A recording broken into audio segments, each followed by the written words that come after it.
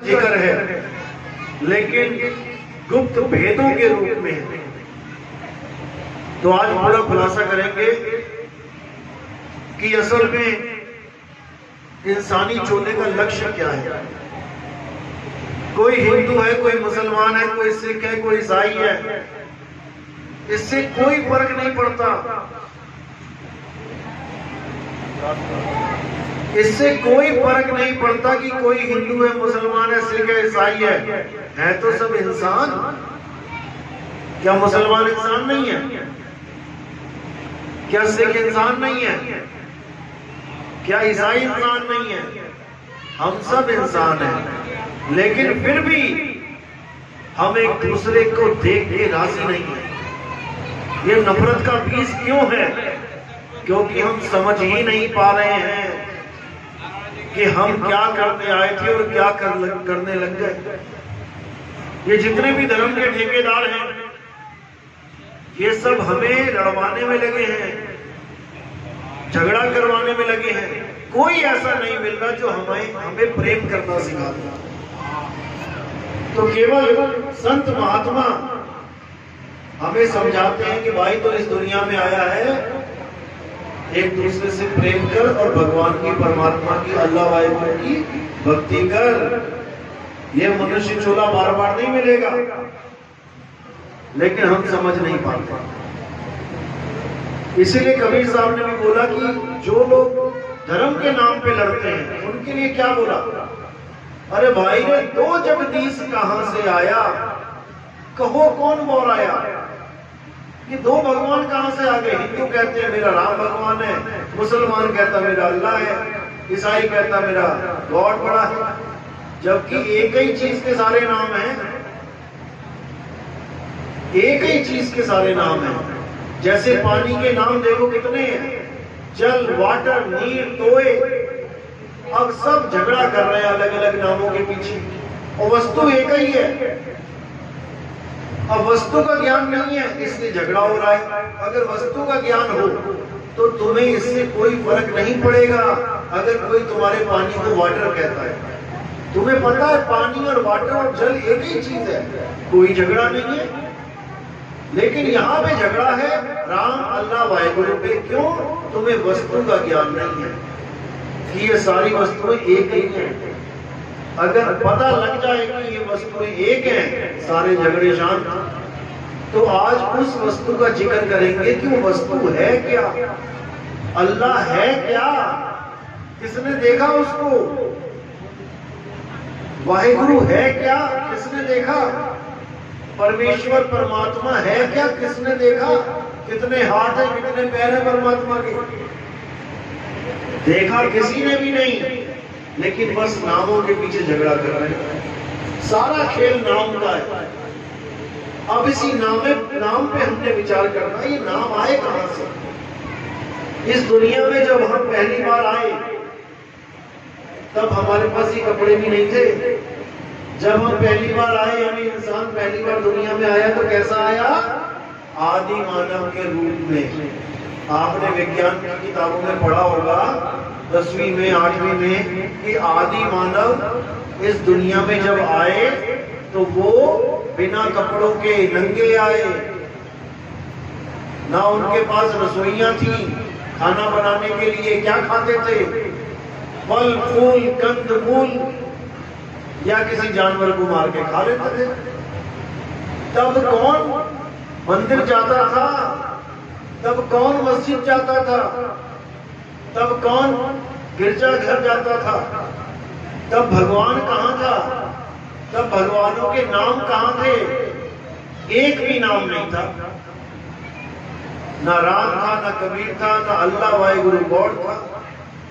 केवल उसे एक ही चीज पता थी कि मैं पेट कैसे भरूं, या कोई जानवर आ गया सामने तो मैं उससे बचूं कैसे, शेर से बचूं कैसे। बस उसको एक ही चीज थी, बचो और खाओ, मारो जानवरों को खाओ। इसके अलावा कोई भक्ति नहीं, कोई नाम नहीं, कोई लेना नहीं, कोई देना नहीं, किसी का किसी से कोई झगड़ा नहीं, सब यही रहते थे।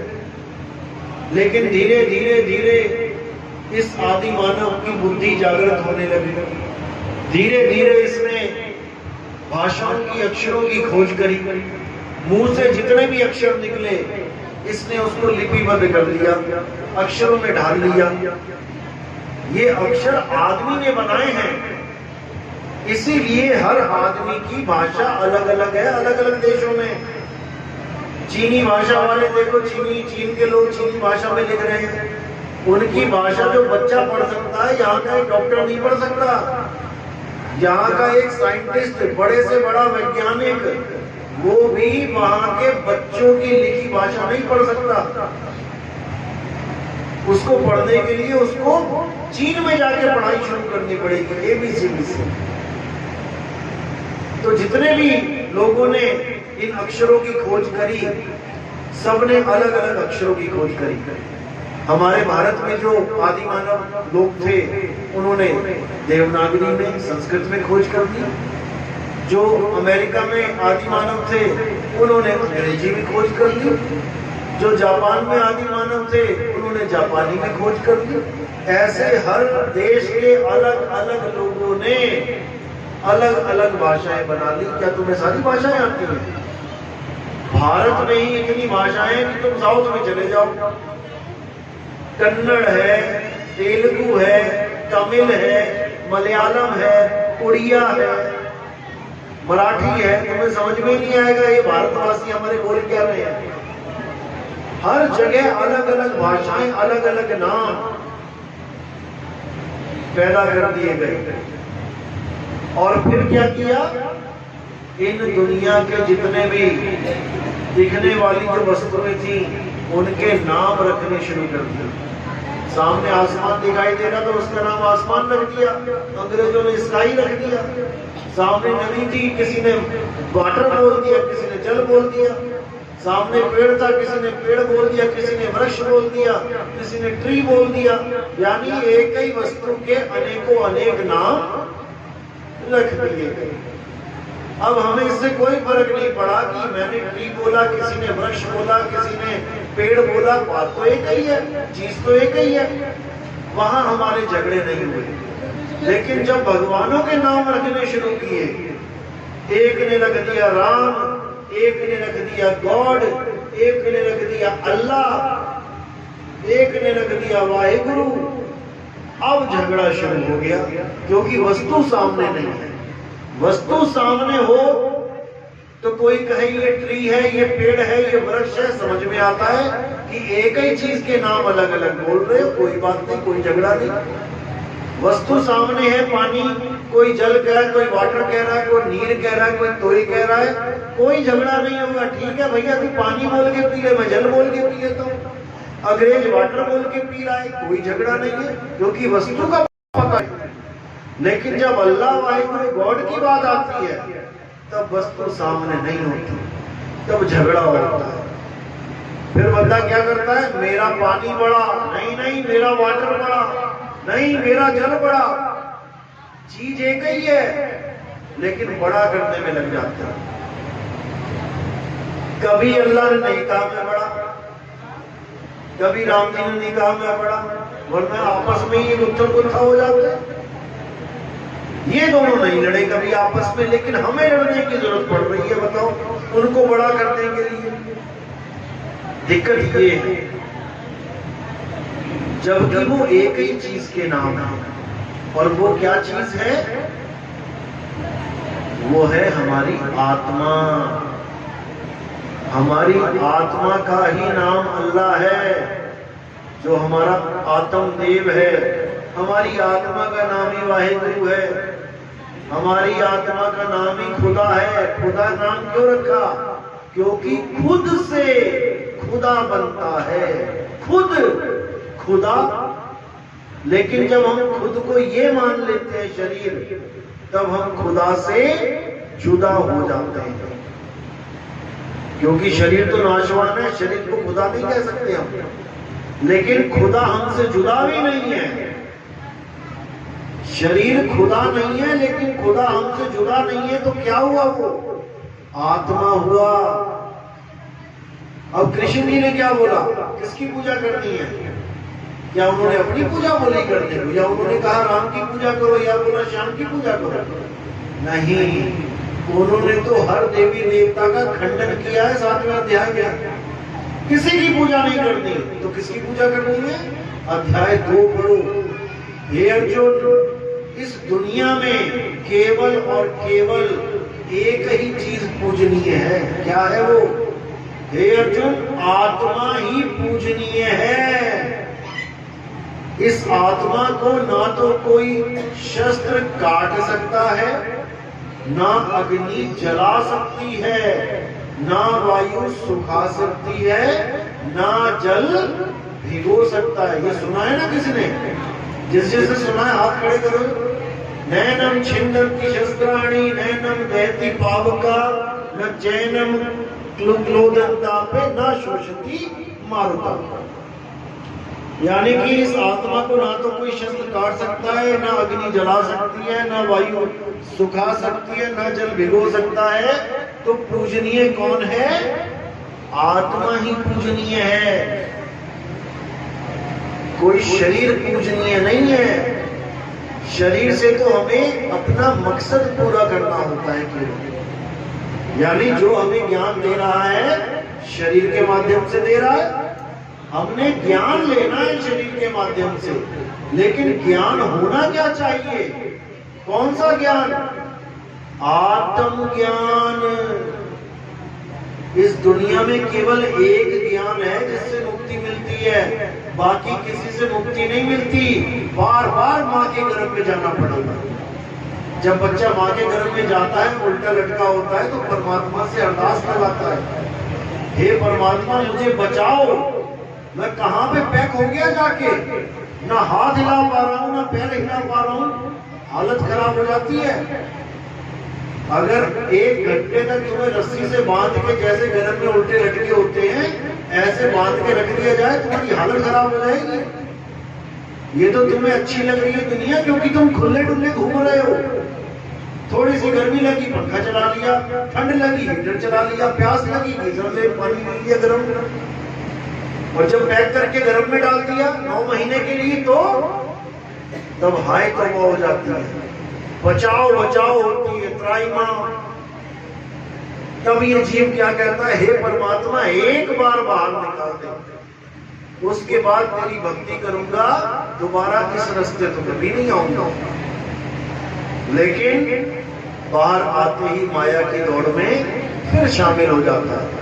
और माया इतनी सयानी है कि तुम्हें, तुम्हारी जो गर्भ जून की अवस्था है, 9 महीने बिताए तुमने, तुम्हें एक पल भी याद नहीं आएगा। याद करके देखो, पीछे से पीछे तक जाओ, कितना याद कर सकते हो? पहली क्लास, LKG, UKG, और चले जाओ पीछे, कितना पीछे जा सकते हो? जब तुम गर्भ में थे, उस सीन को एक पल भी याद नहीं कर सकते। इस माया ने सारी फाइलें डिलीट मार दी दिमाग से। जैसे तुम्हारे मोबाइल में किसी ने फोटो खींची तुम्हारी, उसके बाद वो डिलीट मार दे, तो क्या ढूंढोगे उसमें अब? इसी प्रकार तुम ही गर्भ में थे, तुम्हारी ही यादें हैं वो, लेकिन माया ने ऐसी डिलीट मार दी कि सोचने पर भी नहीं सोच सकते कि मैं वहां पे क्या था, कैसा था।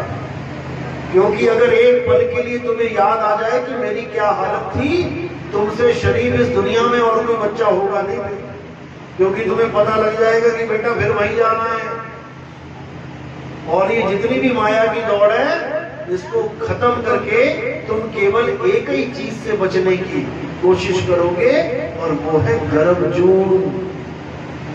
जैसे कोरोना आया था ना, कोरोना, तो सब एक ही चीज से बचने की कोशिश कर रहे थे, तो भैया मुझे कोरोना ना हो जाए।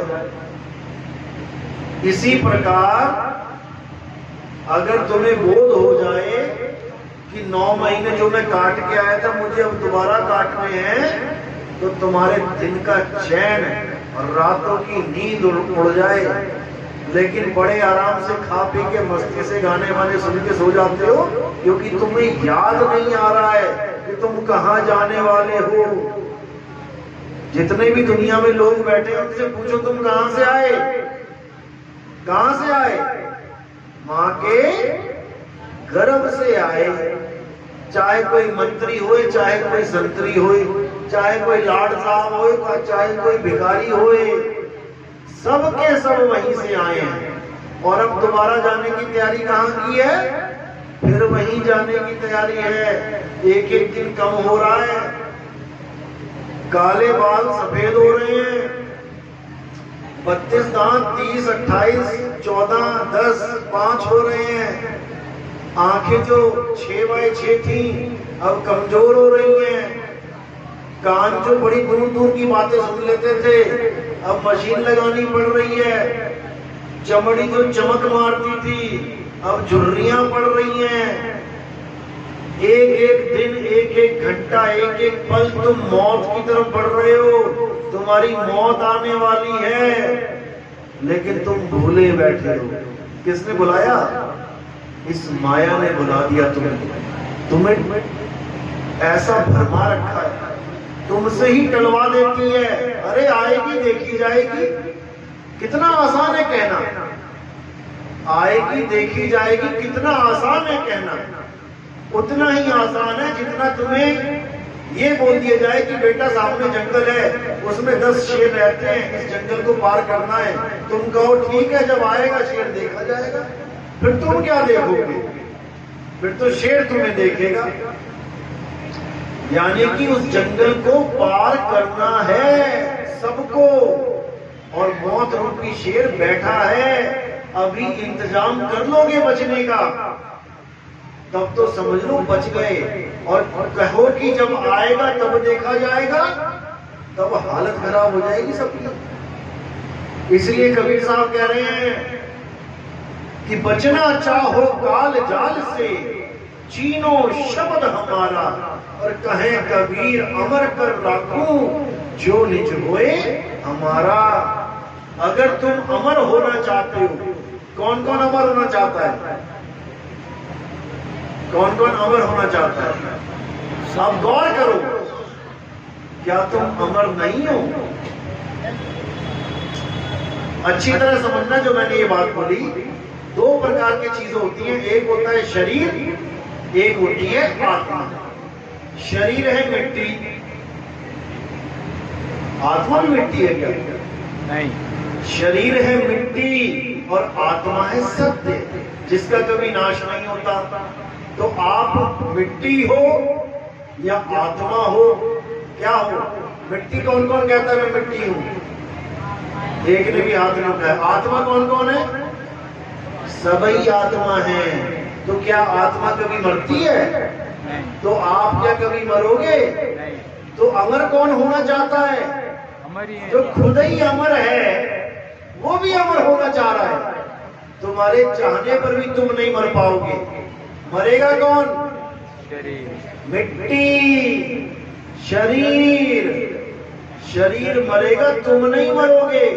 हम ना मरिब, मरिब संसारा। संसारा क्या होता है? ये है संसारा, ये गाया ही संसार है। इस संसार को आत्मा चला रही है।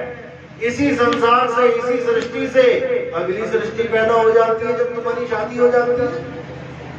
तो कहते हैं हम ना मरिब, मरिब संसारा।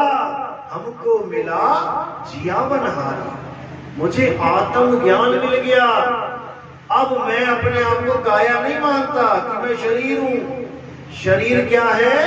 शरीर कपड़े हैं। हे अर्जुन, तू और मैं ये शरीर नहीं है। शरीर तो इस आत्मा के कपड़े हैं। शरीरों के मारे जाने पर भी आत्मा कभी नहीं मरता। ऐसा कोई समय नहीं था जब तू, मैं या ये राजा महाराजा नहीं थे, और ऐसा कोई समय नहीं आएगा जब तू, मैं या ये राजा महाराजा नहीं होंगे। यानी हम सदा सदा अजर अमर अविनाशी हैं। लेकिन हमें एक रॉन्ग मैसेज डाल दिया गया दिमाग में। एक गलत मैसेज आ गया हमारे दिमाग में कि बेटा एक दिन तो तुझे मरना है। बस यही जो गलत मैसेज हमारे दिमाग में चला गया, इसी एक बीज ने हमें, हमारे सामने एक पेड़ पैदा कर दिया डर का। कि मुझे मरना है, मुझे मरना है, सबको मरना है। अरे कोई नहीं मरेगा, एक भी जीव नहीं मर सकता। करेगा क्या? केवल शरीर को छोड़ेगा। किसी को मरना मरना कर रखा है, सबने लगा रखा है। जैसे ये कूलर चल रहा है, दो चीजें हैं यहाँ पे, एक जो दिखाई दे रहा है, एक जो नहीं दिखाई दे रहा है। दिखाई क्या दे रहा है? कूलर का शरीर दिखाई दे रहा है, लेकिन क्या उसके बिना चल सकता है जो नहीं दिखाई दे रहा है? नहीं, क्या दिखाई दे रहा है? करंट। करंट नहीं दिखाई दे रहा है, लेकिन जो नहीं दिखाई दे रहा है उसी की वजह से दिखाई देने वाला चल रहा है। अब यहां लगा लो, क्या दिखाई दे रहा है? शरीर। क्या नहीं दिखाई दे रहा? आत्मा। लेकिन जो नहीं दिखाई दे रहा है उसी की वजह से ये दिखाई देने वाला शरीर चल रहा है। जैसे ही आत्मा अलग हो गई, अब ये क्या करेगा? चलता हुआ शरीर रुक जाएगा। तब तुम क्या कहोगे? अरे मेरे पिताजी मर गए, मेरी अम्मा मर गई, मेरा भाई मर गया। तुम्हारा भाई शरीर था या आत्मा? आत्मा। तो तुम्हारा भाई तो शरीर को छोड़ के चला गया, शरीर को छोड़ के चला गया। जो चला गया वो था तुम्हारा भाई, और जो पड़ा रह गया वो था तुम्हारे भाई का शरीर। इसीलिए कहते हैं मेरी मां मुझे छोड़ के चली गई। चली कहां गई? ये पड़ी तो है, ये पड़ी तो है, लेकिन नहीं, ये केवल मिट्टी पड़ी हुई है। जो इसको जला रही थी वो छोड़ के चली गई। कहां चली गई? कहां चली गई? मां के गर्भ में दोबारा शरीर धारण करने चली गई। ऐसे ही ये आत्मा, जीवात्मा जन्मों जन्मों तक शरीर धारण कर करके बेचारी इस दुनिया में आती है, खेलती है, खाती है, फिर एक दिन मर के फिर गर्भ में चली जाती है। ऐसे ही भटकते भटकते भटकते जन्मों जन्म बीत जाते हैं, लेकिन इसको ठिकाना नहीं मिलता। बार बार मां के गर्भ में जाती है और बार बार इंसान चूल्हा नहीं मिलता। कई जन्म भय कीट पतंगा, कई जन्म गजमीन कुरकुरा। पता नहीं कितने जन्म मेंढक के, सांप के, बिच्छुओं के, हाथी, घोड़ा, चीता, हिरण, पता नहीं क्या क्या बनते रहे, कहां कहां भटकते रहे, कहां कहां पैदा हुए। शेरों ने नोच नोच के खाया, जिंदा ही 4 शेरों ने मिलकर चिथड़े उड़ा दिए, हाय हाय करते रहे, लेकिन कोई ना आया बचाने। अब जाके इंसानी चोला मिला है, अब जाके थोड़ी सेफ्टी मिली है। ताला लगा के, कुंडी लगा के घर में सोते हैं, बढ़िया सोते हैं बेफिक्र होके। लेकिन जब हिरण बने हुए थे तब ताला कहाँ लगाए? जंगल में।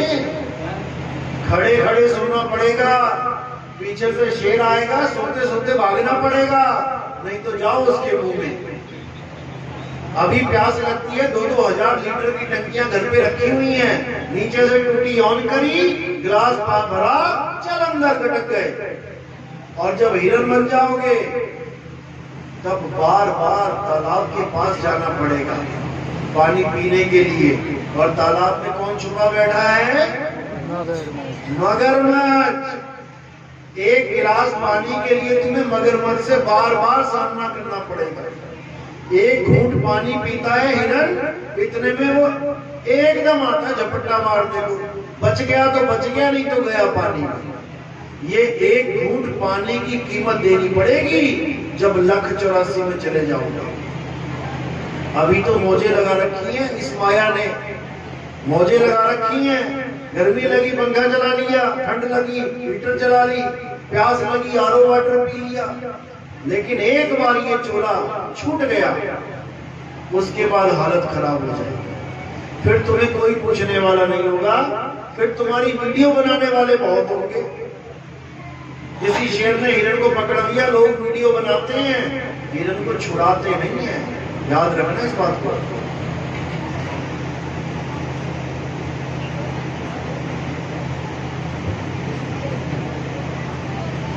तो बचने का क्या तरीका है? आत्मज्ञान। हे अर्जुन, जो लोग शरीरों की पूजा करते हैं उन्हें बार बार शरीर धारण करना पड़ता है। जो पीपल की पूजा करते हैं उन्हें बार बार पीपल का जन्म लेना पड़ता है। जो तुलसी की पूजा करते हैं उन्हें बार बार तुलसी का जन्म लेना पड़ता है। जो सांपों की पूजा करते हैं उन्हें बार बार सर्प झुंड में जाना पड़ता है। जो भूतों की पूजा करते हैं उनको भूतों के लोक में जन्म लेना पड़ता है। जो पितरों की पूजा करते हैं उन बेचारों को पितरों के बीच में जन्म लेना पड़ता है। जो देवताओं की पूजा करते हैं उन्हें देवताओं के बीच में जन्म लेना पड़ता है। हे अर्जुन, ये सब लोग मिथ्या ही जन्म बर्बाद कर देते हैं। ये चाहकर भी उस परम अवस्था को प्राप्त नहीं कर सकते। इनकी मुक्ति कभी नहीं हो सकती। ये ऐसे भटकेंगे यहाँ पर 1,84 में। तो करना क्या है? हे अर्जुन, जो पुरुष अपनी आत्मा में संतुष्ट हो जाते हैं, अध्याय 3 17वां श्लोक, जो अपनी आत्मा में संतुष्ट हो जाते हैं, जो अपनी आत्मा में रमण करते हैं, जो अपनी आत्मा की साधना करते हैं, हे अर्जुन, उनके ऊपर कोई भी धार्मिक कर्म कर्तव्य लागू नहीं होता। यानी उन्हें किसी मंदिर जाने की जरूरत नहीं, उन्हें किसी देवी देवता को पूजने की जरूरत नहीं, उन्हें किसी मस्जिद में, गुरुद्वारे में कहीं जाने की जरूरत नहीं। उनका परमात्मा उनकी आत्मा में छुपा होता है और वो अपने परमात्मा को अपनी आत्मा में ढूंढ लेते हैं। जिस वस्तु के लिए सारी दुनिया परेशान है वो उसको उसकी आत्मा में मिलती है। इसी को कबीर साहब ने बोला, ज्यों तिल माही तेल है और ज्यों चकमक में आग, तेरा साईं तुझ में है, जाग सके तो जाग। मेरा साईं मुझ में है, तुम्हारा साईं तुम में है, लेकिन तुम्हें पता लगना चाहिए वो है कहां। कहां है मेरा साईं? मेरी आत्मा में उस परमात्मा का वास है। इसी को बोला, जब लगना चीनोगे आत्म तब लगना मिली है परमात्म। आत्म जीने परमात्म जीने, संत कहावे सोए, और यह भेद काया से न्यारा, मुझे बिरला कोई। इस शरीर से न्यारा खेल है। इस शरीर के अंदर परमात्मा नहीं है। अगर शरीर के अंदर परमात्मा होता तो इस शरीर से कभी कोई गलत काम होता ही ना, क्योंकि जब परमात्मा ही बैठ गया अंदर तो शरीर की क्या हिम्मत है कि गलत काम करके दिखाए। ये इसमें परमात्मा नहीं है। तो इसमें कौन है? इस शरीर में 3 चीजें हैं। एक है मन, एक है माया, एक है जीव। जीवात्मा, हर शरीर में एक जीवात्मा बैठी है जो इस शरीर को चला रही है, और जितने भी उल्टे काम करवा रही है इस जीवात्मा से, वो कौन है? वो है मन और माया।